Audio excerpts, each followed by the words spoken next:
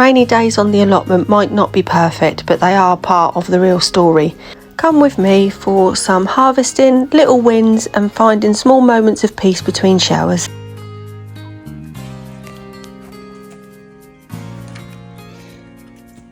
You're alright, Pepper. Did you misjudge that a bit?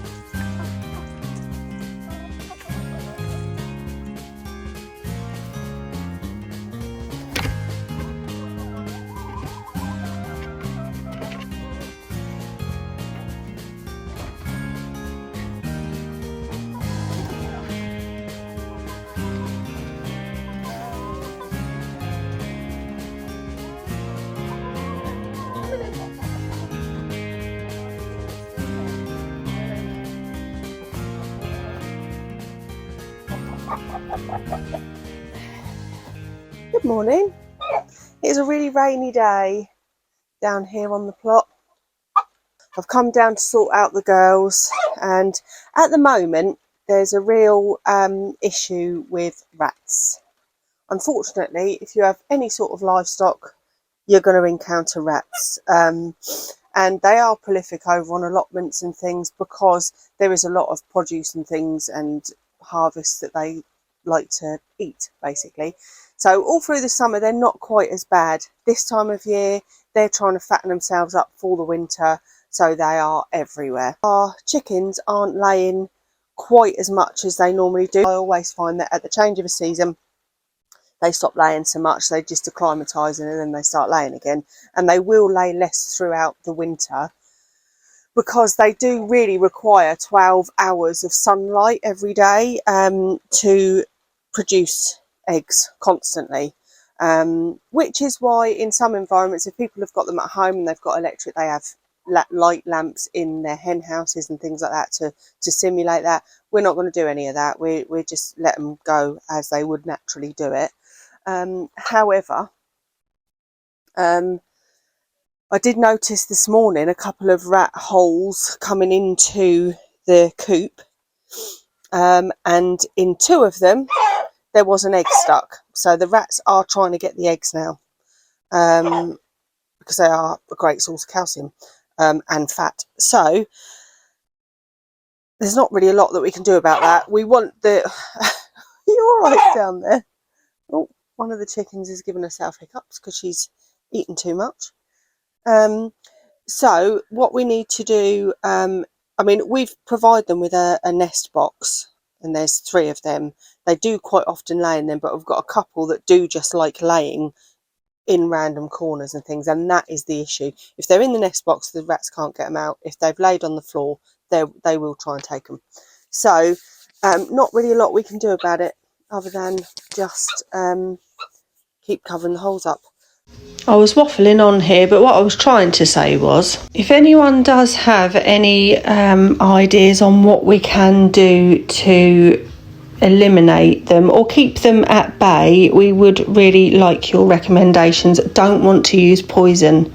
We just really don't want to use poison. So yeah, any recommendations would be greatly received. Thank you.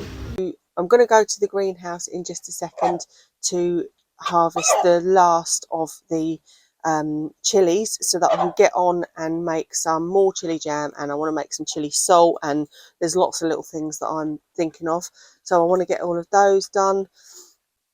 So yeah, that's jobs for today. And then oh, I've got something to show you. Hold on, let's go to the shed.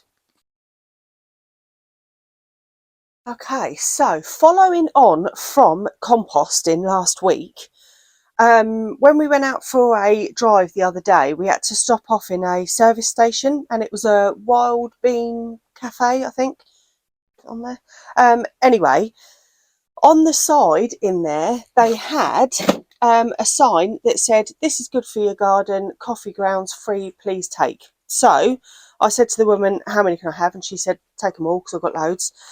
So I managed to pick up 4 of these full of coffee grounds so that I can pop them into the compost bin. So if you've got a coffee shop or a Wild Bean Cafe, or even you know, some of the big ones in the supermarkets and things like that, ask them if they've got any coffee grounds that they've got that they are just going to chuck away, because if they have, a lot of them will give them to you for free, and then you can pop them in your compost, and it's great for compost. I'll pop a little description there of what coffee grounds are good for in your compost. So yeah, have a little read through of that. That's brilliant.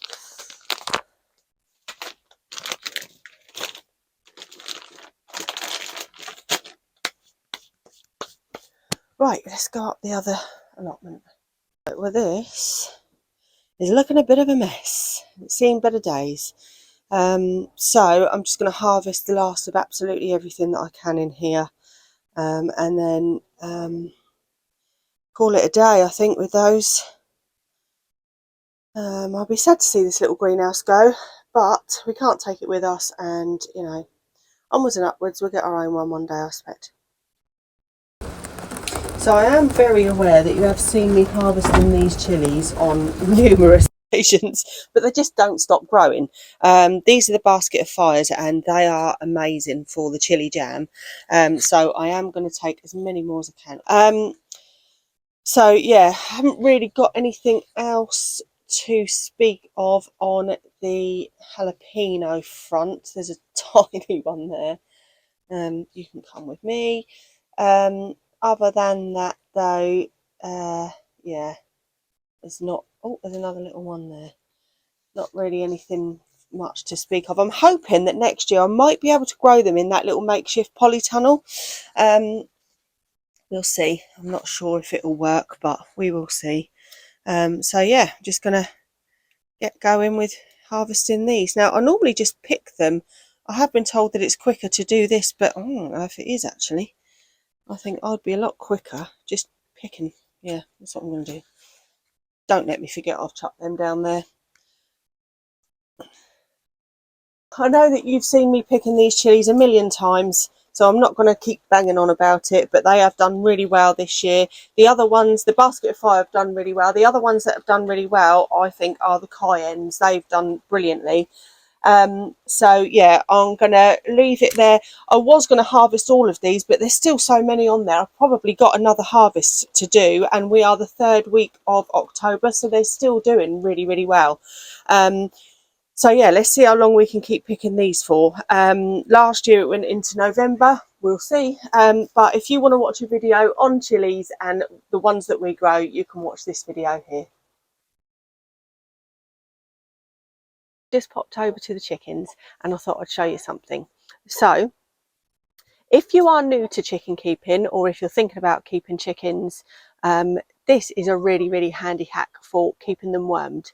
And what you're going to need to get yourself is one of these, a pumpkin. So pumpkins are absolutely fantastic for helping to deworm chickens. And the really great thing is if you etch them ever so slightly, like I have, I've just literally stabbed a knife in to etch it out, it starts to seep, and the chickens are drawn to that. So if you pop it in there and then a couple of hours later come back, 9 times out of 10 they'll have pecked just where your lines are, and it actually gives you a carved pumpkin. It's so funny. I'm probably not going to have time to pop back over today now, because it's getting really late, so we might not see this one, and next time I do come over it might be all gone. But they absolutely love these, and they are great for worming. I will pop a link up here somewhere if I haven't already done so, to show you exactly what it is that is good for them with these pumpkins. But they love it, and it's great, and it's a little bit of fun as well. We'll come back to that and see what's left of it. It's so chilly, but I've come back to check on the pumpkin quickly for you. Oh, it's a little bit damp in here. The rain's been coming in. Right, so what we've got left is that.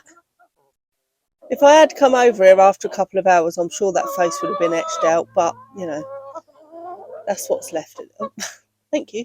That's what's left at the minute, so it'll have done its job. I'm back home, so I'm very aware that this week's video has been a little bit to-y and fro-y, and like I said at the beginning of the video, I have been dodging the rain this week. I've been coming down with a bit of a cold. It hasn't really come to much, but I've been trying to stay out of the rain as much as I possibly could, just so that it doesn't get into anything nasty. Anyway, I thought I'd finished this week's vlog with a selection of the squash that I've managed to grow. A couple of them I have actually got off of the great big butternut squash at the front. They've actually come from one of our plot neighbours. Over at our allotment plot, we've got on one of the sort of walkway bits, there's a communal basket, and if anyone's got anything surplus or stuff that they don't want, people put it in there and you can bring it home. So I managed to get them out of there, because my butternut squash, I've got a couple of little tiny ones that grew. They look more like a pear than a butternut squash, and this is the biggest one that I managed to grow this year. Little bit disappointed with them, but like I've said before, it was all on that second plot that we had, and the ground was just really not good over there. So I did end up just whacking in all of the pumpkins, and I really wish I'd maybe taken a little bit more time to sort the ground out where they went. But anyway, we've got our new second plot, and I know exactly where they're going this year, and it's all going to be good. I've got my fingers crossed for that. The other favourite thing, squash that I grew, was the baked potato squash. These are amazing. If you like jacket spuds, I would honestly try and grow some of these. They are really, really lovely, with a little bit of salt and pepper and a bit of butter.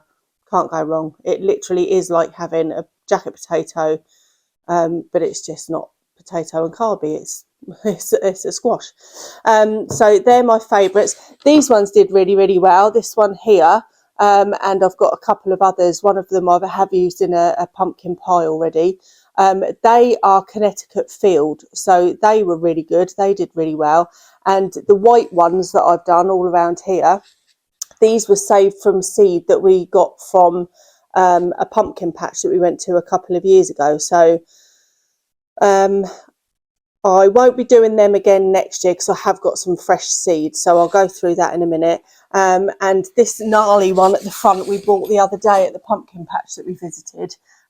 He's really knobbly and bobbly. He looks all warty and stuff, but I'm hoping to save some seed from him for next year so that I can grow some of them.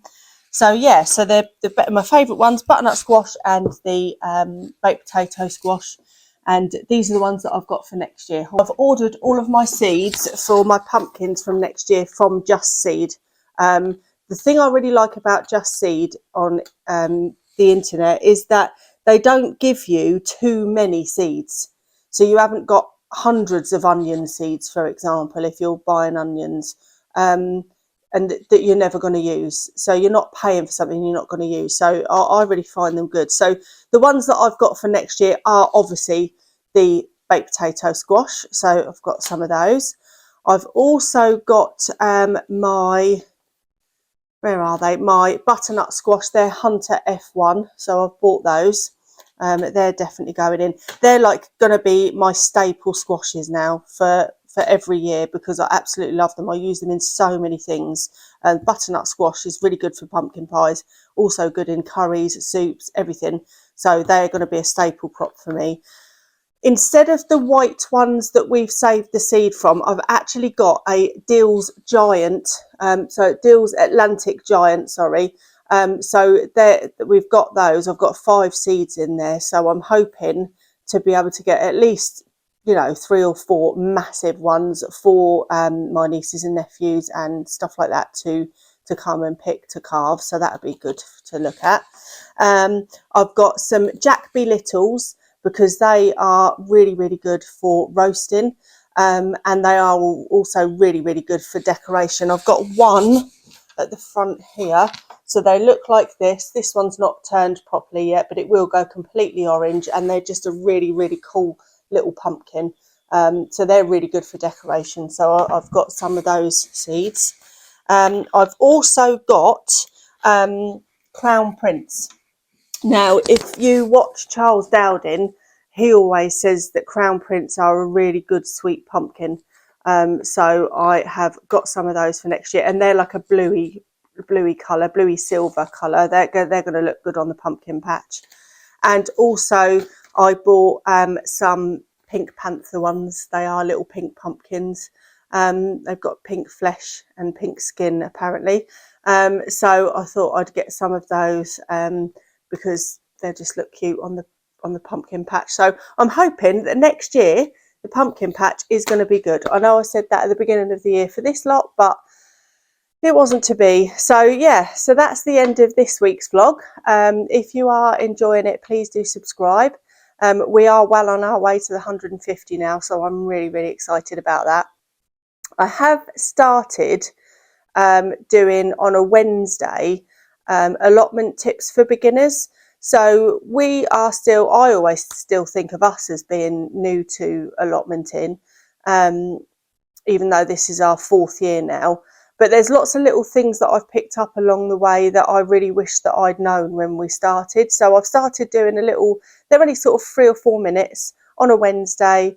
I'll be popping them up, and it's just little hints and tips for each week basically, so that you can go through those if you wanted to look at those as well. So if you are interested in that, press the little bell. That will alert you to every single video that I do upload.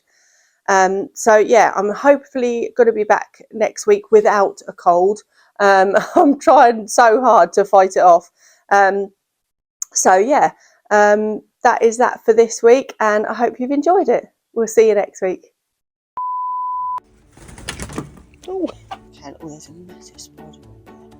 It's not a spider, but you have to do some work to make another one. A chicken keeper, or you're new to chicken keepings, or you want chicken keepings.